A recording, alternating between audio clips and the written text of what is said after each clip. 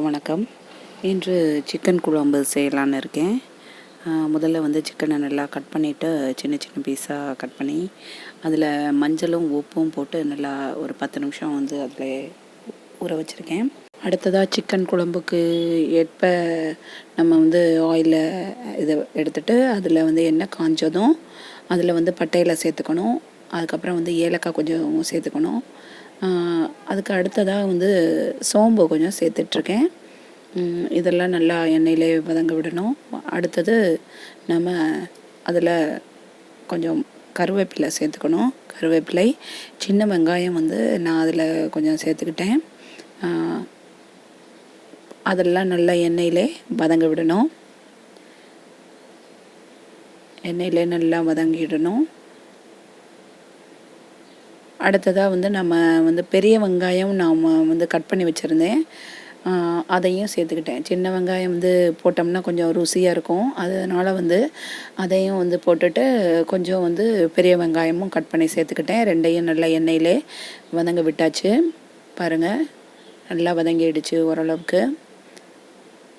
அடுத்ததாக நம்ம இதில் காய்ந்த மிளகாய் சேர்த்துக்கணும். ஏன்னா அதில் மிளகாய் தூளும் நம்ம சேர்ப்போம். அதனால் லிமிட்டாக அதை சேர்த்துக்கிட்டால் போதும். நல்லா இதுவும் எண்ணெயிலே இந்த மிளகாயும் எண்ணெயிலே நல்லா வதங்க வச்சிடணும். அடுத்து இஞ்சி பூண்டு விழுது அதில் அரைச்சி சேர்த்துருக்கேன். அடுத்தது நம்ம என்ன பண்ணணுன்னா, கட் பண்ணி வச்சுருக்க தக்காளி இருக்கு இல்லையா, அதை இதில் சேர்த்துக்கணும். இந்த மசாலா இந்த மசாலாலே நல்லா வதங்க விடணும். நல்லா வதங்கிடுச்சு.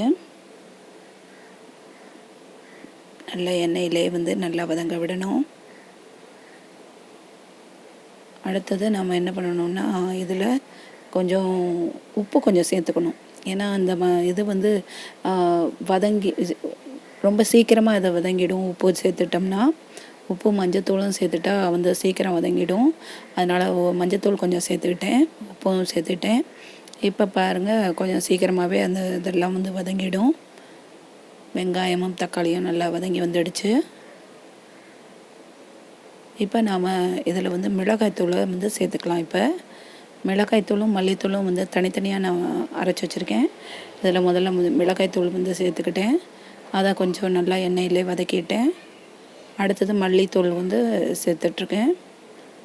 அதையும் நல்லா எண்ணெயிலே வதங்க விடணும். இதோடு சேர்த்து வெங்காயம் தக்காளி இதோடு சேர்த்து நல்லா வதக்கியாச்சு. நான் கொஞ்சம் தக்காளி நான் இதில்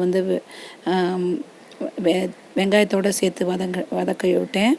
அப்புறம் நம்ம எப்போவுமே சிக்கன் குழம்புல தக்காளி நிறைய நம்ம வதக்கி போடும்போது அந்த சின்ன பிள்ளைங்க சாப்பிடும்போது அதெல்லாம் எடுத்து வெளியில் போட்டுருவாங்க.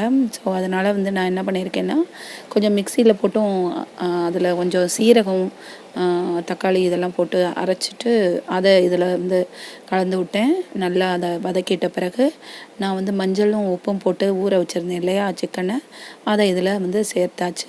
சுவைக்கு ஏற்ப உப்பு கொஞ்சம் சேர்த்துக்கிட்டாச்சு. அதுதான் நம்ம என்ன பண்ணணும்னா, சிக்கன் நல்லா வேகிறதுக்காக கொஞ்சம் தண்ணீர் கொஞ்சம் சேர்த்துக்கணும்.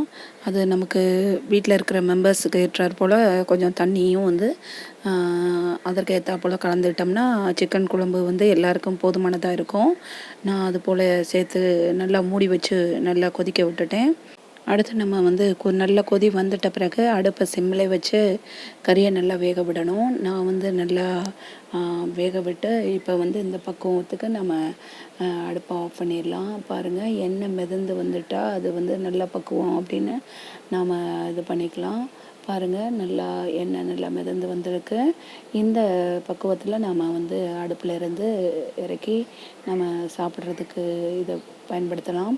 பாருங்கள், இதை சாதத்துக்கோ இல்லை இட்லி இல்லைன்னா தோசைக்கோ இதை ஊற்றி சாப்பிட்டா மிகவும் சுவையாக இருக்கும். நீங்களும் செய்து சுவைத்து பார்க்கவும். நன்றி.